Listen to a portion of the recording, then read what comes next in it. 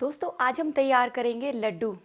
लड्डू मीठे होते हैं और लड्डू जो है बनाने के लिए नॉर्मली लोग शक्कर का इस्तेमाल करते हैं और उनमें जो ड्राई फ्रूट डालते हैं वो ड्राई फ्रूट तो हेल्दी होते हैं, पर जो शुगर होती है वो हेल्दी नहीं होती है। तो आज मैं आपको गुड़ और ड्राई फ्रूट्स का इस्तेमाल करके हेल्दी लड्डू बनाना बता रही हूँ और ये जो लड्डू हैं बहुत ज़्यादा लाभदायक होते हैं। सर्दियों के मौसम में आपको इन लड्डुओं को जरूर खाना चाहिए और ये जो लड्डू है हड्डियों को बहुत ज़्यादा फायदा देते हैं और दिमाग के लिए भी ये लाभदायक है क्योंकि इसमें हम बादाम का इस्तेमाल कर रहे हैं। जो बादाम है वो दिमाग के लिए बहुत ज़्यादा फायदेमंद होता है और जो गर्भवती महिलाएं हैं वो बच्चा होने के बाद इन लड्डुओं को खाएंगी तो उनके रिकवरी के लिए ये लड्डू रामबाण हैं। तो चलिए जल्दी से हम रेसिपी की तरफ बढ़ते हैं। तो यहाँ पर लिए हैं मैंने ये 1 कप बादाम, 1 कप काजू, 2 कप मखाने, आधा कप पिस्ता, आधा कप तरबूज के बीज और यहाँ पर मैंने ये आधा कप गोंद ली है। ये खाने वाली गोंद है, आपको किराने वाली स्टोर पे मिल जाएगी। 2 चम्मच सौंठ यानी कि जिंजर का पाउडर, 2 चम्मच पोस्ता दाना। सबसे पहले एक कढ़ाई में आधा कप देसी घी डालकर घी को हम गरम कर लेते हैं। घी गरम हो गया है तो इसमें डाल देते हैं हम बादाम और बादाम को हमें यहाँ पर थोड़ा सा फ्राई कर लेना है। बादाम यहाँ पर हमारे फ्राई हो गए हैं, आप देख सकते हैं बीच से फटने लगे हैं। तो इनको निकाल लेते हैं हम घी से बाहर और एक बाउल में रख लेते हैं और अब डाल देते हैं काजू, साथ ही साथ डाल देते हैं इसमें पिस्ता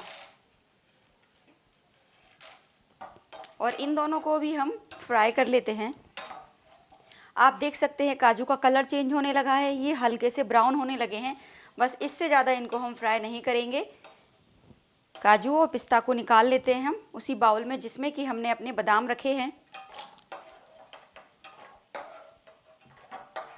और अब हम इसी गरम घी में गोंद को फ्राई करेंगे।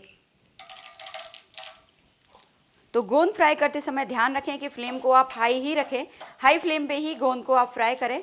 अगर इसको आप मीडियम या लो फ्लेम पे फ्राई करेंगे तो गोंद आपकी अच्छे से फ्राई नहीं होगी और ये कच्ची रहेगी।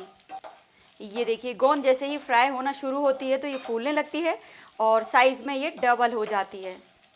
गोंद यहाँ पर हमारी फ्राई हो गई तो इसको निकाल कर हम अलग से एक प्लेट में रखेंगे और इसी घी में डाल देते हैं हम मखाने और इन मखानों को भी हमें हाई फ्लेम पे अच्छे से भून लेना है।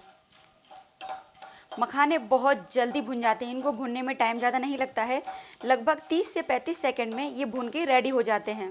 ये मखाने हमारे भुन चुके हैं, इनको निकाल कर हम रख लेते हैं और इसी गरम कढ़ाई में डालते हैं हम 1 कप देसी घी और साथ ही साथ इसमें डाल देते हैं तरबूज के बीज, खसखस दाना। दोनों को हम हल्का सा भून लेते हैं। तरबूज के बीज जो होते हैं वो घी में जाते ही चटकना शुरू हो जाते हैं, तो जैसे ही हल्का चटचट करे फटाफट आप इसमें डाल दीजिए 2 कप गेहूं का आटा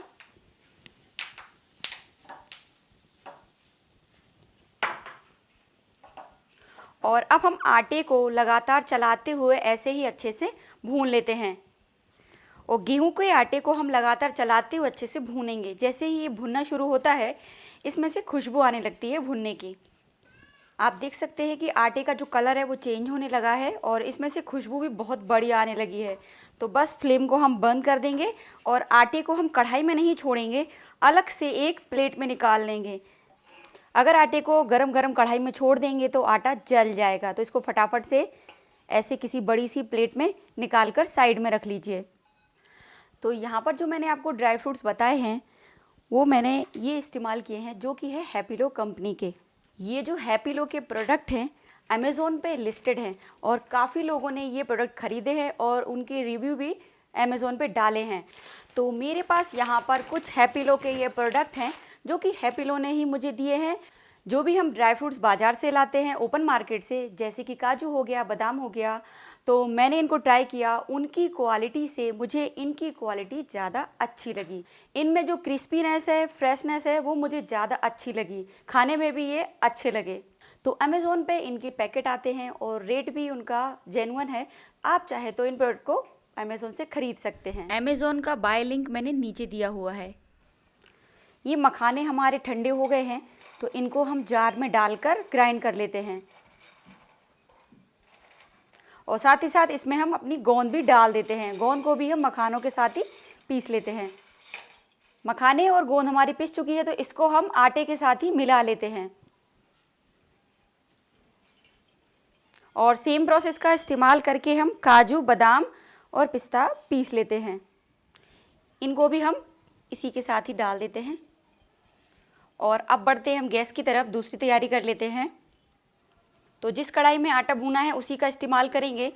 कढ़ाई में डालेंगे हम 250 ग्राम टुकड़ों में कटा हुआ गुड़। और अगर आप कप के हिसाब से देखेंगे तो ये टोटल 4 कप मैंने यहाँ पर गुड़ इस्तेमाल किया है। और इसको मैंने बारीक बारीक ऐसे टुकड़ों में कर लिया है।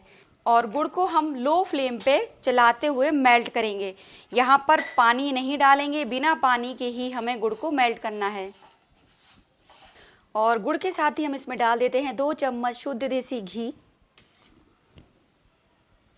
और अब हम गुड़ को लो फ्लेम पे मेल्ट करेंगे। इसको ध्यान रखें कि हाई फ्लेम पे मेल्ट ना करें, नहीं तो जो गुड़ है ना वो जल जाएगा और लड्डुओं का टेस्ट एकदम ख़राब हो जाएगा। तो गुड़ यहाँ पर हमारा पूरी तरीके से मेल्ट हो गया है। गैस को हम बंद कर देंगे और गुड़ को हम जो हमने ड्राई फ्रूट्स और आटा तैयार किया था उसमें मिला देते हैं।